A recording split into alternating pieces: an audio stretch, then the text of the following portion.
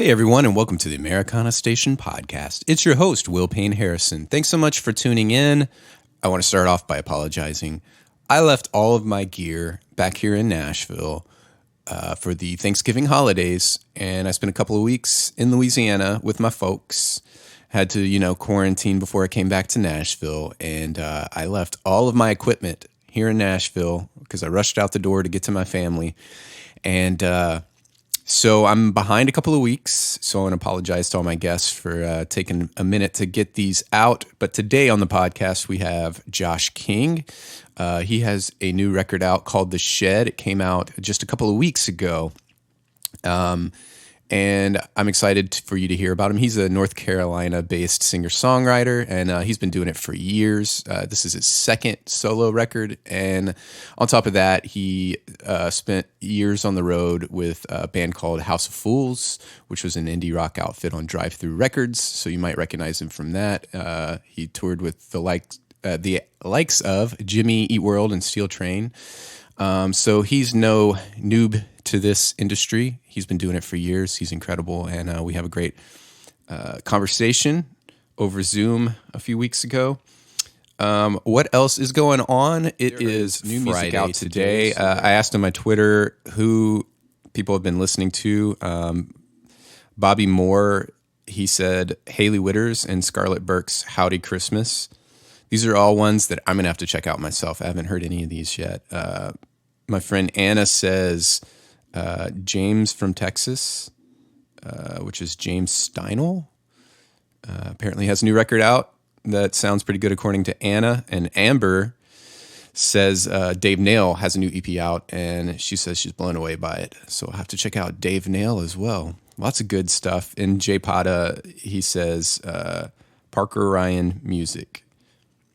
Another one I haven't heard of. All of these are great. Thanks for the feedback on these. These are some people maybe you should check out as well. And Jay Pata also said the new Ryan Adams record as well, though he hates to admit it. Of course, Sturgill Simpson and Taylor Swift both dropped some records as well. So you've got your listening in to do. Make sure you support these artists, buy some merch from them. And of course, buy and listen to Josh King's new record, The Shed, which is out now. And he recorded it in a shed, actually. We'll talk about that and who was on the record. But I also want to mention some friends of mine, Kyle Crownover and Seth Ferguson, just came out with their first episode of Keekers and Ferg podcast, where they talk about life on the road. They both have been on the road with Tyler Childers, and Kyle has been doing management for them, and Seth has been doing merch. So they know what the hell is up on the road, and they got some good stuff. Apparently they've been taking calls and getting crazy questions. I'm interested to hear the first episode. They just are launching it, so it's brand spanking new. So make sure you look up Keekers, Keekers, and Ferg, Ferg, podcast, and listen to what they have to say. I got some more upcoming guests on the podcast. You may have heard me mention some of them. Van Plating, a friend of mine from Florida, who's been a friend of mine for a while, is releasing new music, and it's killer. She actually has Burn on a Wire out now, so you can check that out. We've got Graber Grass, who is just an awesome, Michael Graber's an awesome, talented musician. I can't wait for you guys to hear that podcast, but he is just a killer person to talk to, too. He's just very intelligent. He's been in the music industry for a long time and knows a lot about that Memphis culture because he's been there for a while. It was a great podcast. I'm looking forward for you all to hear that. And, of course, my dear friend, Eric Bolander, who has been on the podcast before and is making his triumphant return because he's got new music coming out. And I'm excited to talk to him. And yeah, it's a great podcast. It's always good to catch up with Eric. He's just a killer dude, just super humble, super big heart, and just great musician all around. So lots of stuff to come.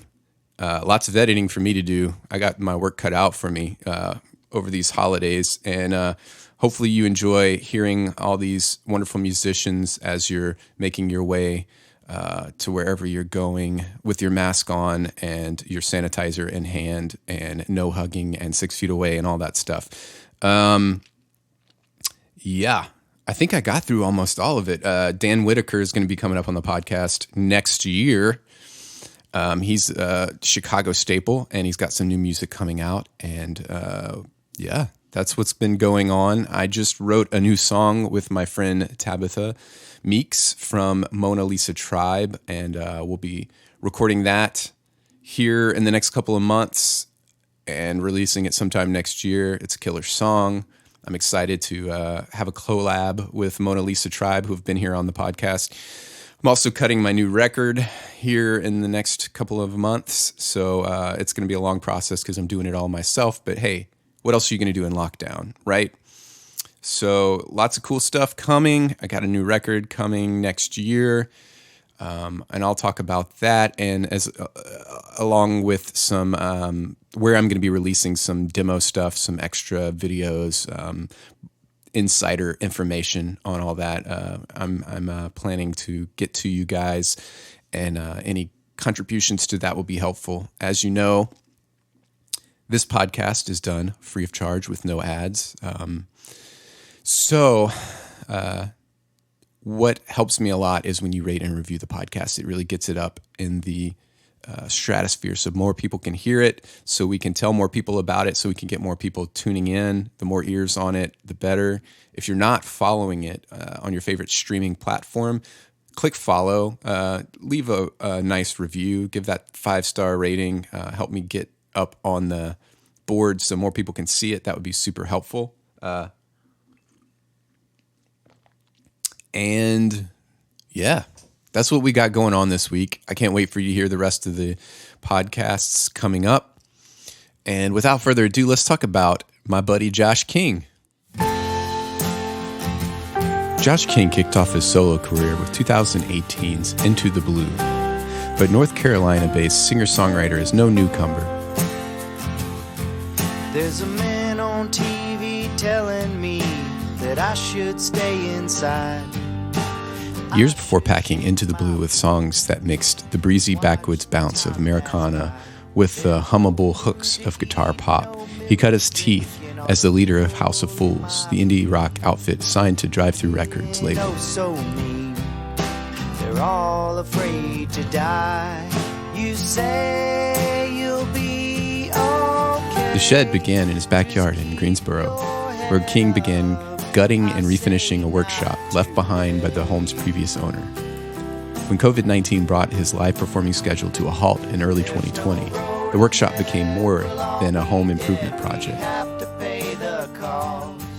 King wrote each of the songs at home before reaching out to his countrywide network of musician friends for their own contributions. Some of the musicians, like Tommy Sifras from Aaron Lee Tajin's band, and Greg Herndon from the Nashville-based rock act True Villains, had previously recorded with King. Others were friends that he met on the road. Together they created a record full of stacked harmonies, swirling keys, guitar, and pedal steel. Without further ado, here's Josh King. Hey everyone, today on the podcast we have Josh King. He has a new record coming out November 20th called The Shed. Josh, thanks so much for being on the podcast today. Thank you for having me. How's it going over there? You're in North Carolina? Yes. It is, it's probably the same as everywhere else, as far as the pandemic goes. Yeah. Me and my family have been kind of just staying at home, and you have to work every once in a while. You work when we can and do what we can to get by. But for the most part, I'm assuming it's the same everywhere else. Yeah, it's about that way here in Nashville for sure. Yeah. So this is your second full-length solo record. What made you decide to release one during the pandemic? I started right before the pandemic hit. Me and my wife, we bought a house about 3 years ago, and I've had this workshop in the backyard that was a straight up workshop,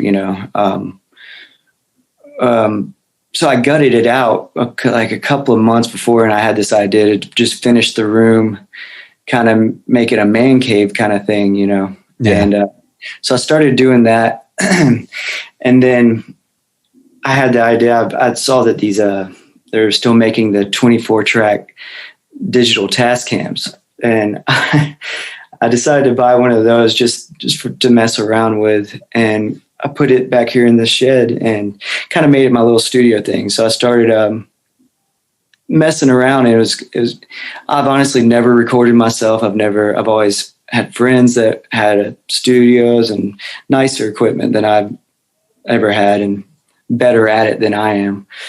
And so I've always gone with them. But, just by chance, I happened to set this thing up, and then the pandemic hit, and I didn't have anything else to do. So that's a very familiar tune. Yeah, the same thing happened to me. I looked at the Tascam digital recorder that you're talking about, actually, because it's also an audio interface too, right? Yes. Yeah, I looked at that one, but I ended up doing some spending the money on some preamps and kind of fudging with some mics that I had and stuff, and did almost the exact same thing. That's super cool. And you actually kind of just had everyone record from their own place, right? Yeah. So I started off recording. The first song I recorded, I was recording during. I have a 2-year-old, and my wife, she works at a psychiatrist office, so she kept working through the stay-at-home order and all that stuff. So I would come in here and record, just test stuff out during nap time. And basically I started off, like using a box for a kick drum, a tambourine, and, hitting something as a snare. And I was recording songs that way. I'm playing bass, guitar, and doing a bunch of, messing around, having fun with harmonies and stuff like that. But I found out that my buddy Jack, who was in House of Fools, he played drums in House of Fools. He just recently moved out to Nashville, and he happened to do the same thing I was doing. He, right before everything happened, he was setting up his basement to where he could track drums for, other musicians and play on their albums, send them out to them. So he told me that, and I was like, well shit, man, let's, I got a couple of songs. Let's just mess around. And that's how it started, and I have some, we kind of decided it sounded a little bit better than I thought it was going to. It was definitely started off as just a little passion project, something to pass the time, to keep our sanity a little bit, Yeah. And started sounding pretty good. So I ended up I saw a bunch of my other friends were kind of doing the same thing from all over the place. So I took the opportunity to steal their talents, because, normally you have to get them in the same room with you. But in this scenario, it's just like I was able to, kind of put them in my band for a little bit, if you will. Yeah.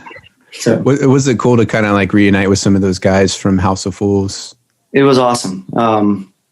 Joel played on it during the Man on TV. I had David sing on it along with a bunch of other people, and Joel played guitar on that song. Tommy, who was in House of Fools and is out in Nashville too, he played guitar and bass on one song, and Jack played drums on every single track. So there's only one member from House of Fools that wasn't on the album. That's awesome. So we had a good time. It was some of the times we didn't even talk to each other on the phone. I would send him an email of the skeleton, and tell Jack what I was thinking, and he would send something back, and then I'd send something to Tommy. I'd be like, I'm kind of going for this kind of vibe. Have at it, man. Do whatever you want. And it was like kind of getting a Christmas present, I get a track back, and it was exciting to hear what they did, Was it like a little bit easier to trust them since you had been in bands with them before? You kind of knew what they Sure. could do? Yeah. I mean, the people I picked, everybody are far way better than musicians than I am. So I was excited to hear what they heard whenever they heard my song, what stuff they wanted to add to it. Yeah. Yeah. It looks like just from some of the press that you've been getting comparisons from everyone from Jackson Browne to Tom Petty to Taylor Goldsmith and Patterson Hood, lots of like really cool comparisons. And I think that you have your own unique sound, definitely. But are any of those people influences, or is that just kind of like? I'm sure. Tom Petty is. I'm pretty sure he's influenced everybody. Jackson Browne for sure. Everybody you named, yeah, definitely. I listen to all of them. Whenever I sit down to write a song, besides Tom Petty, I've definitely ripped Tom Petty off 1,000 times. But I normally don't sit down and try to write it sounding like something, or something else.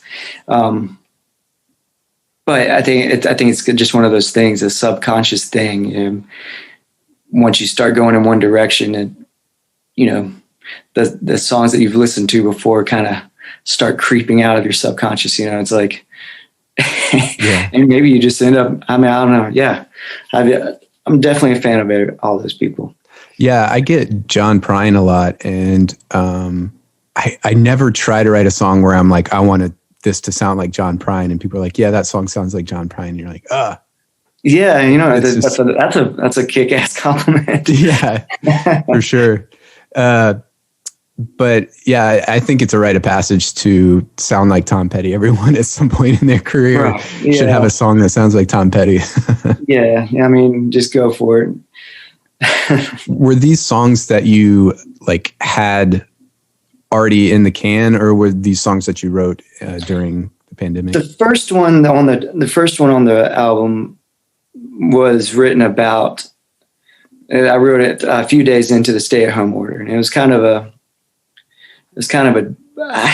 a dark, kind of joking. I was kind of joking in the song, like at the time I didn't realize how crazy everything it was going to be. At the first week you're staying at home, you're like, well, okay, we'll be back to work, playing gigs and doing whatever next month, and everybody's freaking out, and it's, whatever. That one I wrote, of course, then, and there was a couple, I had two of the songs on the album I wrote maybe a few months before everything hit, but everything else was written here. That's awesome. A lot of people I've talked to have had trouble writing in recent months. It's good to know that you were able to produce some stuff in this crazy time. Yeah, I kind of feel like it was the only thing that could, like, it made me feel a little bit normal, during this. I play in a full-time wedding and party band, and doing the original shows. It's pretty busy before everything happened. I went from that to a straight up stay-at-home dad, which I love doing it, of course, but I wasn't ready. Yeah. I wasn't ready for that. So it was the only thing that kept me feeling normal. Were you doing a lot of touring with your solo stuff before the pandemic? No, I was playing a lot around town, and mainly writing and trying to, write a new record. A lot of this stuff got scrapped once this happened. I guess I don't really know. I felt. Yeah, I don't know if you've ever written something that, it's not, you like it, but you get a new flow of songs coming through you, and you kind of just rather release those, if that makes sense. Yeah. That's so you had some back burner songs. Yeah. And so I just kind of let those go. Maybe they'll come back later. I'm not really sure. Yeah. Yeah. I released an EP during this pandemic, and it just made sense for them to all kind of have that similar vibe. And the songs a lot of the songs came from like, they were just throwaways or like songs that didn't fit on other albums. And I just made an EP out of them. So cool. That definitely makes sense to me. 'Cause like when something kind of sounds like it belongs together, it makes sense. Yeah.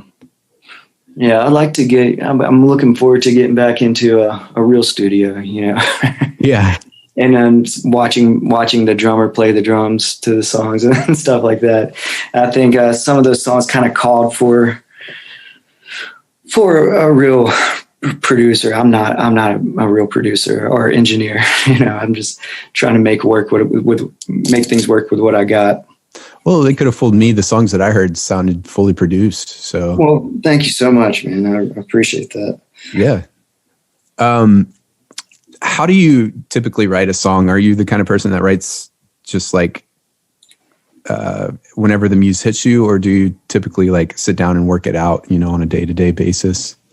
I have rarely done that. I rarely be like, okay, I'm going to write a song now. I've done it, a few times for sure, but most of the time it's I'll get a melody stuck in my head, and that's what I was kind of talking about earlier. Probably ripping somebody off. A melody it's hard for me to believe that I just came up with this melody without trying, but it came from somewhere, and then I normally pick up a guitar and try to write it into a chorus or a verse or something like that, and I go from there. And I normally write the lyrics last. I think that I'm a similar way. But to me, the lyrics are the most important thing, but I never just like write a bunch of lyrics and then try to make a melody. Like, right. I've never worked that way. I wish I could. I was actually speaking to Taylor Goldsmith. I was like, he has to do it that way. Yeah. There's no way that mug comes up with those melodies and fits all those words into it. It's a definitely an amazing thing that he does. Yeah. He's definitely very wordy and specific. Yeah. So, are there good studios in North? Are you in Greensboro? Were you? I'm in Greensboro. Yeah. Greensboro. Yeah. Are there some good studios that you're looking to get into for the next thing that you're doing, or? Well, I'm not sure. I was actually talking to my buddy out there in Nashville. He's recording some of his stuff out there, and he said he's at a pretty kick-ass studio. I couldn't tell you what the name of it is, but we're kind of talking about him producing the next record once this is all done. So, but as far as Greensboro, there are some good spots. I haven't recorded in any of them. I've recorded all of my stuff either with in-house fools. We did it at home. There's home recordings, and the first album was out in LA, and then Into the Blue, my first solo album I did in Wilmington with Dynamic Soundworks, which is a good friend of mine. He had a studio out there in Wilmington, so we did everything there. If it doesn't work out in Nashville, I'll probably go back with him. Oh, cool. Yeah. Nashville's a great place to record. Even like home studios are just ridiculous here. Yeah, I can imagine. So with the whole press thing for The Shed, how is that working out for you? Having to probably do a lot of stuff like this, remote Zoom type things. Is it weird, different? Yeah, it's definitely, it's not necessarily my thing. Yeah. It's weird for me, sure, but I appreciate it. Yeah. Yeah. Are you doing like a live stream release or anything of that sort? Yeah, there's a place around here. There's a venue around here. I'm talking to them about doing the whole album, and then but doing post-production and making it kind of like a DVD, or not a DVD, sorry, but something that they could put up so people can watch the whole album live, if that makes sense. I would rather eat a bag of sand than do live streams, honestly. It freaks me out big time. I'm right there with you. I've been saying this, like, if you go back and listen to any of my podcasts, I'm like, I hate it so much. Yeah. But I got approached to do one that was like pre-recorded. I'm fine with that. Like, pre-record it. Yeah. Yeah. The thought of even if it's a room full of people, on 30 people listening to you when you can't see them live, makes me feel weird. I don't know. I don't want to do it. I'm right there with you. It's just, I need that energy and that like live feel, and just singing to my computer screen. Yeah. It feels defeated. Yeah. I can't do it. I mean, I understand a lot of people, I had to do it to, make some money and all that stuff. So I'm not hating on it. It's just not for me. Yeah, I totally understand that. So you kind of started in an indie rock thing, and then you've kind of switched over to more acoustic Americana. Were you always like in the roots realm, or is that something you've kind of ventured into? Sure. In House of Fools, everything I wrote was either on piano or acoustic. Our House of Fools whole thing was, the idea was we had two killer guitar players, a great piano, keyboard player, and great drummer, great bass player, So I always liked writing what would be, like if you listen to Into the Blue or The Shed, what would it, if I had have done it like I'd done these two albums, it probably would end up sounding about the same. But we give it to these guys, and I would always say, all right, here it is. You guys fuck it up, Let's do it. Let's go crazy with it, and that we did that with every single song. We kind of took the song and went the other direction with what you automatically felt like doing, and that was House of Fools, like in a nutshell. Yeah. If that makes any sense at all. No, it does. It totally makes sense. I back in like 2000, early like 2005, 2008, I was in a kind of an indie rock band, and anytime I contributed to the songs, it was always like a folk song that ended up being like this kind of, we had two guitar players that were just like insane, like solo, Yeah. That sounds exactly like what House of Fools, it's like, let's take this folk song and do a big harmony solo on it. Right. Yeah, exactly. Which was always kind of funny, but it kind of ended up working for us.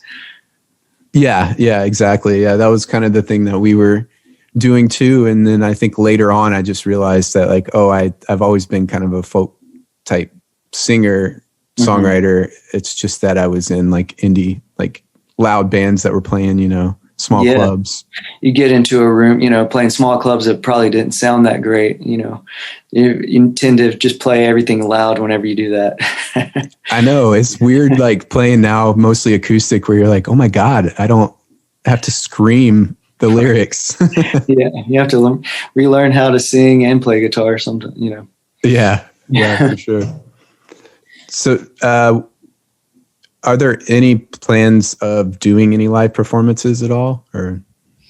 I don't know. I definitely want to get back to it. And I think when everything's safe and I can feel confident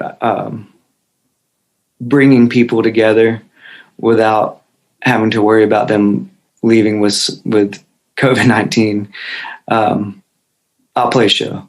Until then, I just don't. I can't consciously do it. It would just kill me if I decided to have a show and was like, hey, promote it for you. Everybody come to this, and then someone were to get sick. I wouldn't be able to do that. Yeah.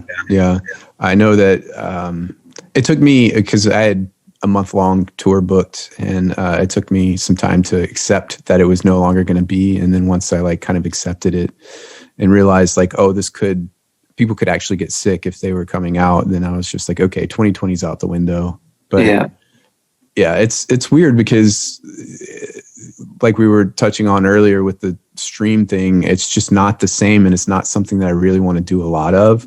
Yeah. So like, how do you get that live show feeling like that you need to fulfill?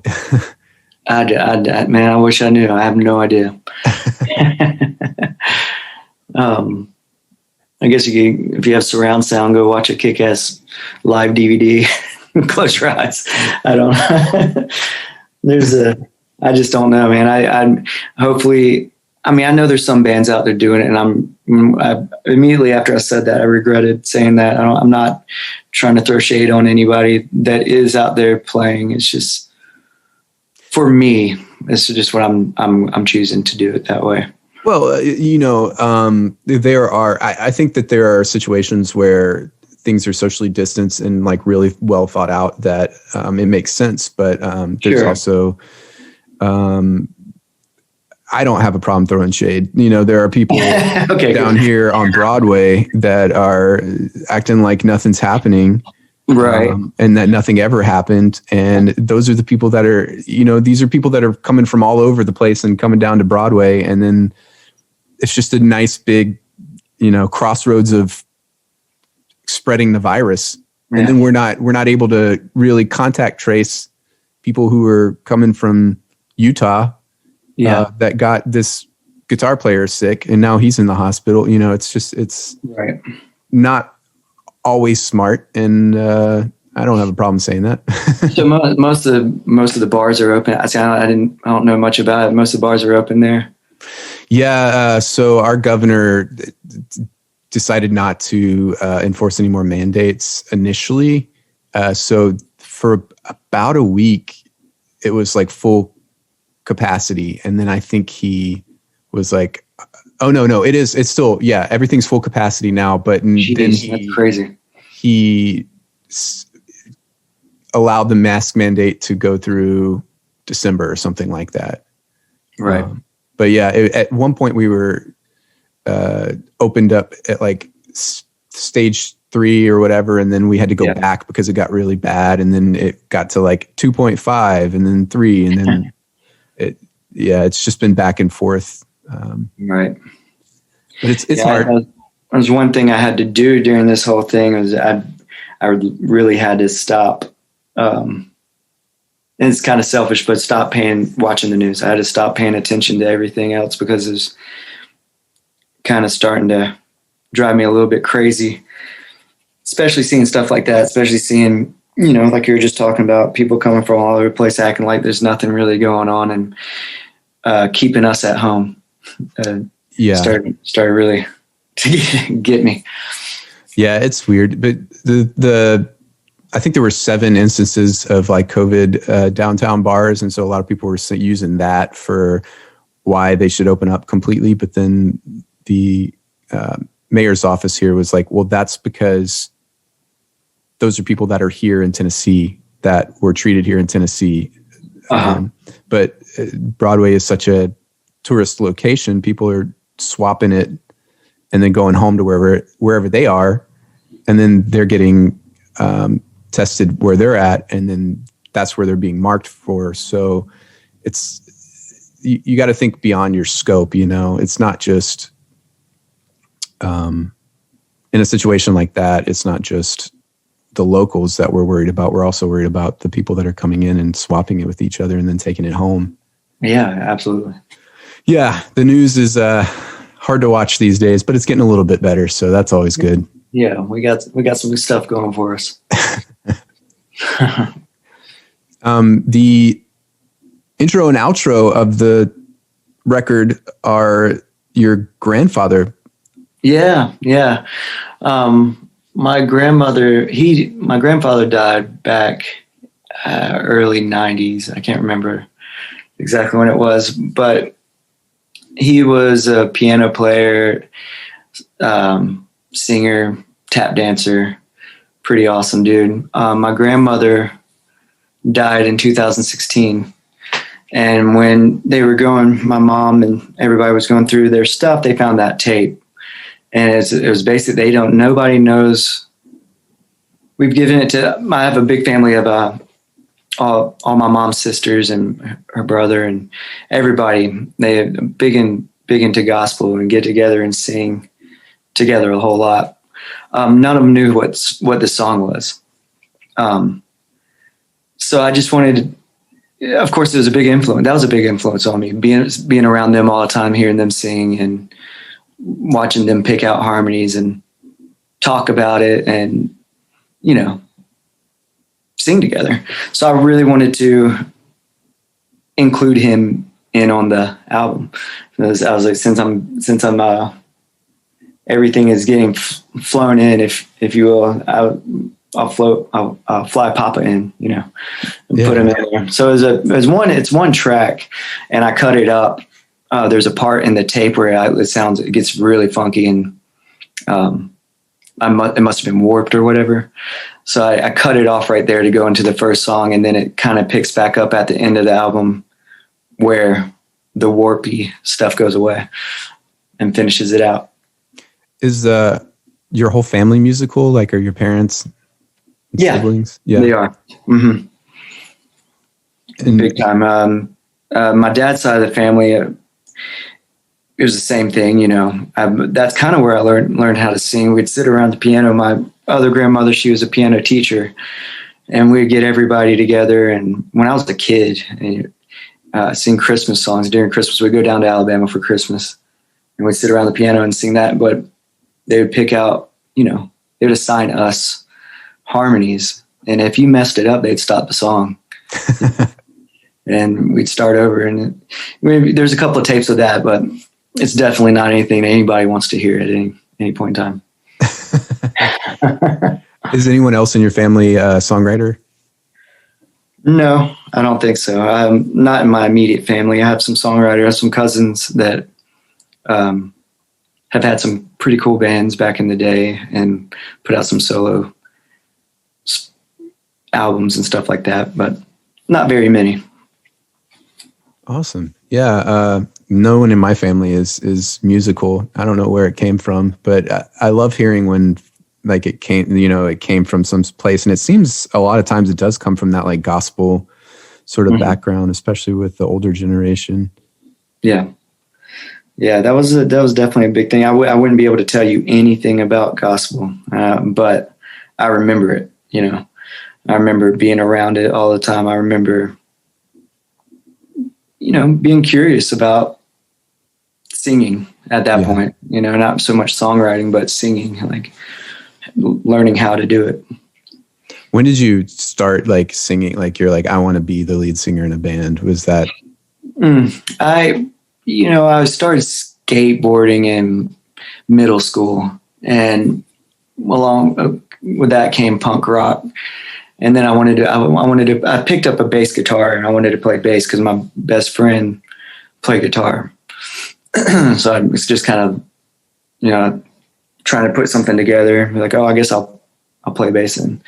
But anyways, we started a little punk band, and had a singer who ended up leaving. We like wrote all these songs, and he ended up leaving right before we did this our first show, which was a benefit show. And I had to sing. I ended up having to take his place and sing just so we could play the gig. And we kind of kept playing in that band for a while. And I became the singer. And after that, I just kind of just bounced around. Every time something would fall apart, it seemed like it picked up somewhere else. And it was almost like there wasn't much effort on my part to keep it rolling. It just continued to work out, you know. Yeah. It seemed to be a band that I could jump in and write for and sing for. And then House of Fools started, and that, you know, that was about, we were a band for, I guess, you know, 12, 13 years or something like that. Wow. That's awesome.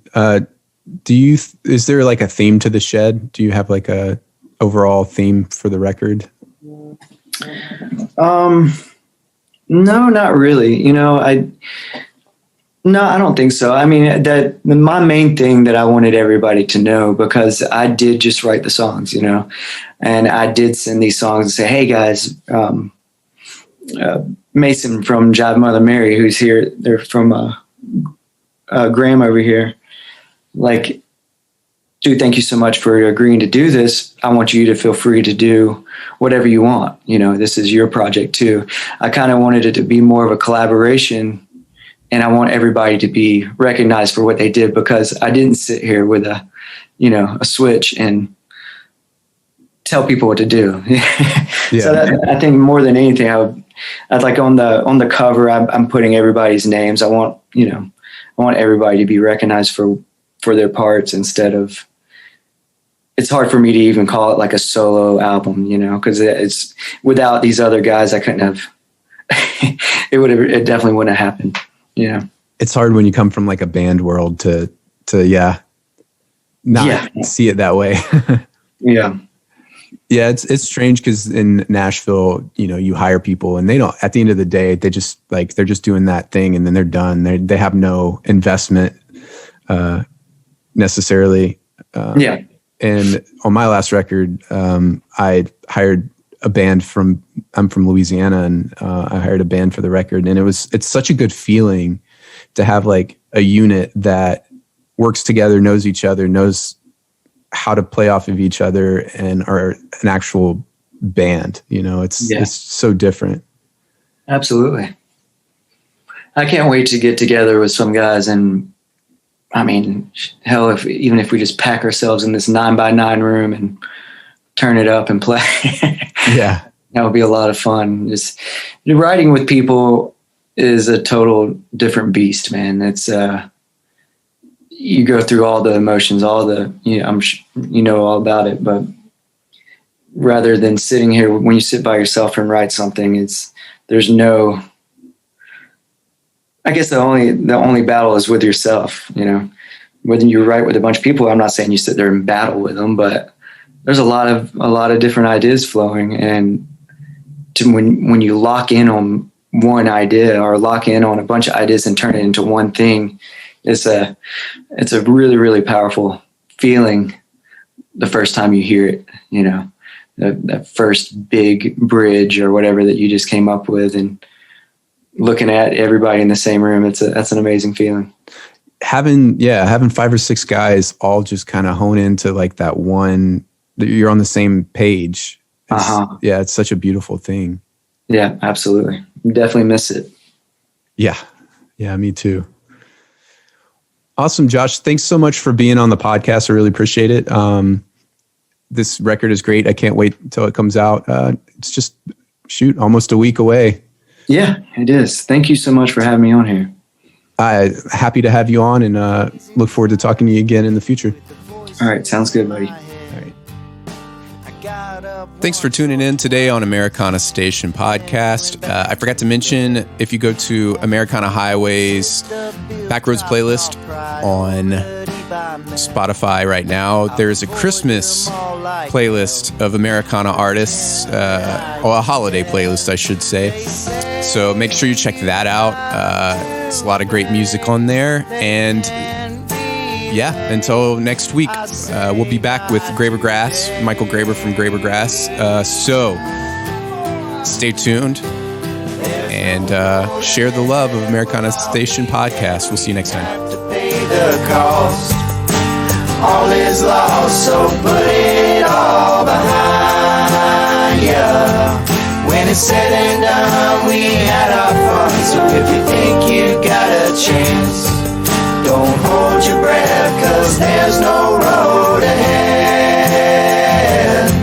There's no road ahead, we'll all be dead. We have to pay the cost. All is lost, so put it all behind you. When it's said and done, we had our fun. So if you think you got a chance, don't hold your breath, 'cause there's no road ahead. Don't hold your breath, 'cause there's no road ahead. Don't hold your breath, 'cause there's no road ahead. Don't hold your breath, 'cause there's no road ahead.